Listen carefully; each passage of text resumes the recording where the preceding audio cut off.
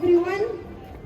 We are so proud of you, what you do today in this lovely weather. I'm representing the group of Sudan Revolution Support Group, and I would like to raise the voice who been trapped and shooted in Sudan. It is so bad what's going for our country Sudan, our lovely country Sudan that lay between the Blue Nile and the White Nile. Khartoum is now destroyed, our capital destroyed. We have no airport because of the militia and the armed forces who are decide when we are reviewed regard our rights, our human rights. They decide to kill us in the street. They killed our people in 2019 while the great December race. And now, when they decide to fight each other, they still killed our people in the street. Sudanese people now are in a horror, in a very horrible situation. If you didn't die by shooting, by bombing in your city, you will be die in the borders of country, like Egypt. More than 60 people passed away of thirsty and heat in the desert while trying to cross the desert to Aswan, which is the south of Egypt. And now, the Egypt government decide to return back more than 16 buses who carry the Sudanese refugees after they fight for more than 2 weeks to reach Egypt. Our people in it, it's a shame. What's going is a shame. Our people in Ethiopia, in a camp in called Olala, now more than 6,000 people, include pregnant women, elderly and children. They've been trapped under jungle. And the local people in Ethiopia said that this place is not suitable for our animal to live when it's autumn. They tracked and the local authority prevent them to move anywhere. We want to raise their voice. We want to save Sudanese people. We want you to raise this voice. The organization, all the organizations, the UN, the British Red Cross, they should do anything for those people who trapped under this situation. Our people in Kampala, they live with no food. They live with no water. They live in a very bad situation. So please, UK action now, Cardiff action now. Please tweet it, do anything for our people. Our hope now is just to save our rest of our people. Many people killed in this war. Children, women, in Al Jazeera, in Darfur, in Khartoum, and our capital is now destroyed. The war in Sudan is the worst world famine. More than 1.5 million pregnant women and breastfeed women faced malnutrition and affected their life and their newborns' life. In Darfur and Khartoum and Al Jazeera, the death threats more than 8,000 people. Now they registered the number of Sudan is now registered as the huge number of movement country all over the world. So thank you so much for raising our people voice, because when the state collapses, we will lose all our nation, which is which is very, very sad and very humanitarian, inhumanity issue what's going on Sudan. So please keep eye on Sudan and save Sudan. Thank you so much.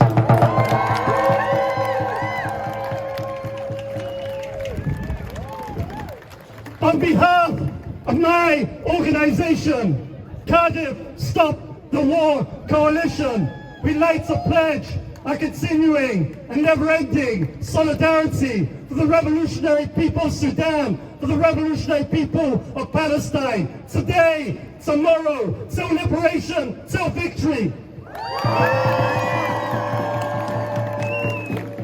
We are now at a crisis and a crossroads in our politics. The majority of people on this island and in every country of the world are for a ceasefire in Gaza, but our politicians are overwhelmingly for war and genocide.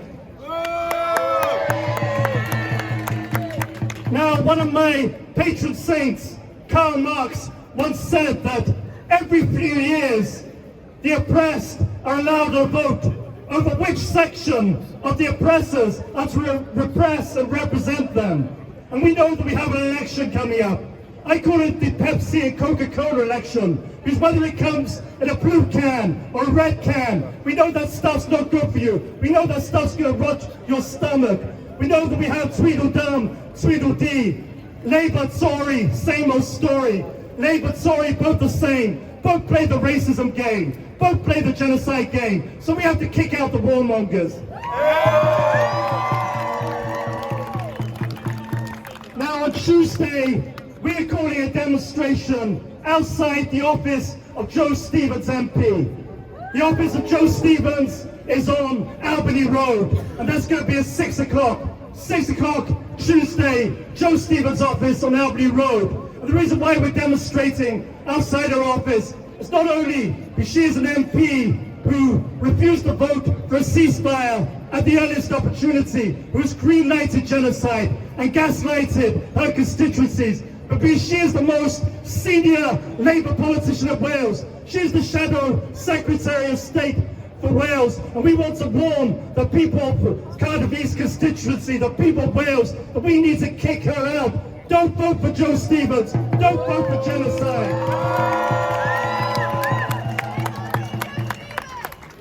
Now, I think it's very important that we understand the nature of the historical moment.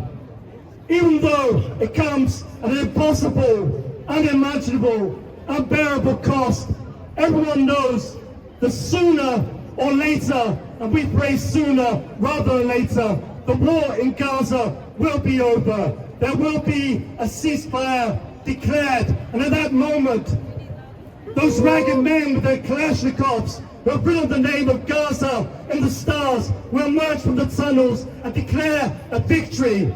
And that will ripple all around the world with sudden fundamental repercussions. The first repercussion is that Israel will be humiliated in the eyes of the world. The state of Israel will be shown not to be invincible. One of the most powerful war machines will be shown that it could not get its way against one of the most powerless people in the world. And I believe that history will start to move very fast, just like when I was at school, when Nelson Mandela walked free and the apartheid regime in South Africa fell, when the Berlin Wall came tumbling down. This will be the beginning of the end of the apartheid regime in Tel Aviv. But it's not only Israel that will be defeated. The corrupt kings, the puppet presidents who hold the Arab people in chains, they too will sleep uneasily in their bed. The tyrants, the torturers, the butchers, the murderers, because they know that the Palestinian resistance will inspire their own people to fight back against the regimes. And that is essential, because the road to a liberated Jerusalem and a liberated Palestine runs through Cairo, Amman, Damascus, and Beirut, and there can be no solution to the question of Palestine without revolution from one end of the Middle East to the other. And the third section of the world who feel a sense of defeat is the United States of America, the global superpower, the great beast, the country who believes that they can run the world and acts as a global policeman. You all feel humiliated because you're being shown they could not, even by supplying Israel with the most high-tech weaponry, even with supplying it of billions in aid every year, it could not save its ally, its watchdog and attack dog in the Middle East from this humiliation. And so I think that will be a sign to all the oppressed, all the wretched of the earth, all over the world, that change can come.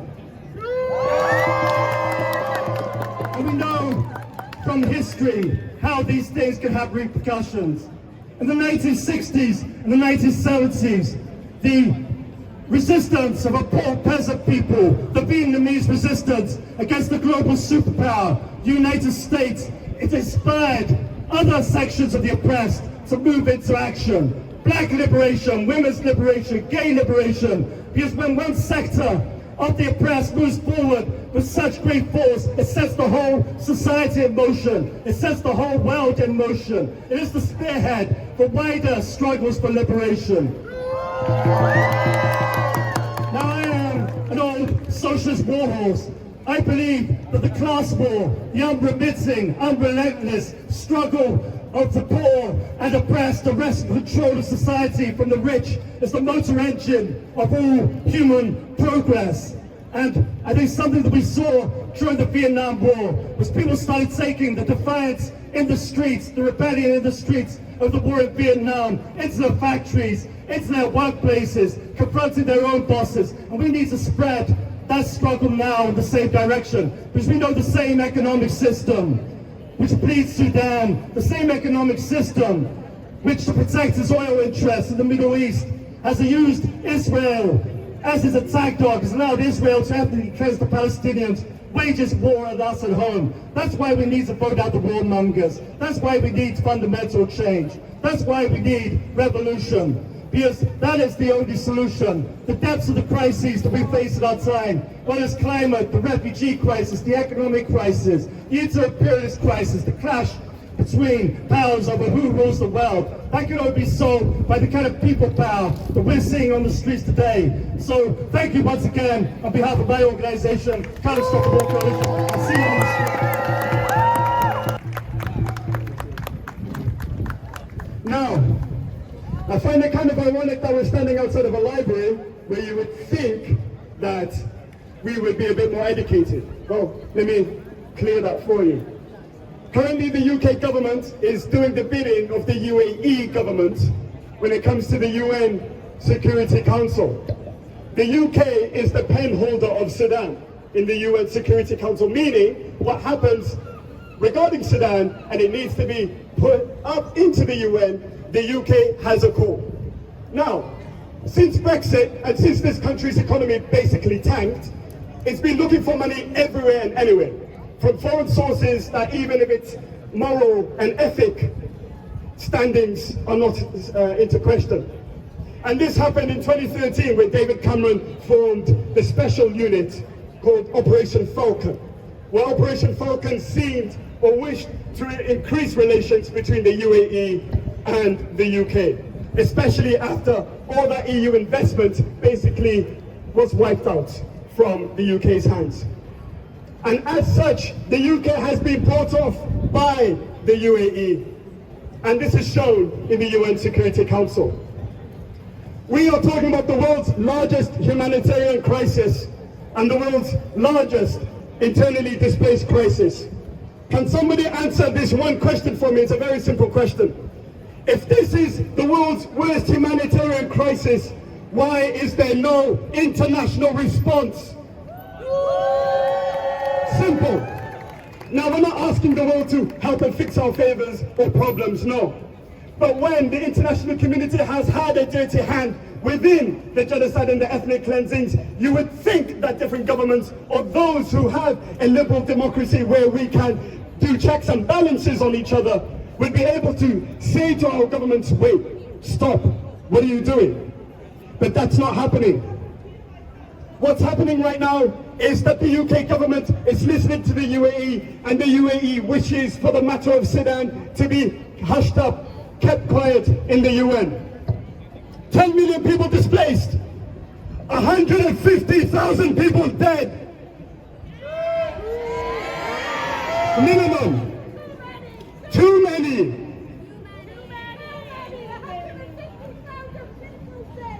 That can go up, that number can be 225,000 people. This isn't a random statistic. This comes from the US Special Envoy for Sudan, who said in the Senate Foreign hearing last month that the numbers of deaths is up to the factor of 10 or 15. That means the official number was 15,000, times that by 10 or times that by 15. That is the number we're looking at. And yet the British government has a hand in making sure this catastrophe, this crisis, this famine is kept under wraps. Shame! Shame! Here in Wales, I genuinely believe that we can make a change. And that change starts with telling our representatives that if you want a nation of sanctuary, for goodness sake, don't arm the belligerents. For goodness sake, don't send weapons and arms made here in South Wales into dictatorships where they make people run away. Shame! And to those listening, you may be thinking, I'll be honest and straight, oh, these migrants. I'll tell you straight, why would a migrant want to leave their country? Why? I'm not gonna lie. They left because there's weapons and arms being funded and made here that's being sent over there. What kind of crap is this? Shame! Shame! And as such, I believe that we can, hopefully, I know this may sound crazy, but hopefully, if we can make a statement, a saying, a grouping together, push that forward to Welsh Government and Welsh Government to Westminster. Listen, there's people within our constituencies here in Wales who are really concerned that Welsh or businesses in Wales could be complicit in arms trading with the UAE that is sending it to the rapid support forces in Sudan. We should have better regulations, we should have better control, and we shouldn't be making weapons, we should be making wind turbines and windmills. Listen, I'm not going to hold it anymore. From the river to the sea, Palestine will be free. From the river to the sea, Palestine will be free. From the sea to the river, Palestine will live forever. From the sea to the river, Palestine will live forever. Sudan is not for sale. Sudan is not for sale. Sudan is not for sale.